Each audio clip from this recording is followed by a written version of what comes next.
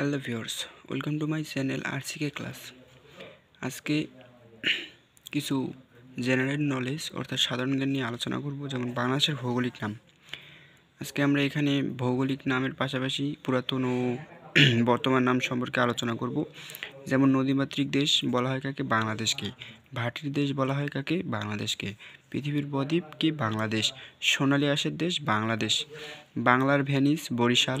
মসজিদের শহর কাকে বলা হয়? ঢাকাকে। রিকশার নগরী ঢাকা।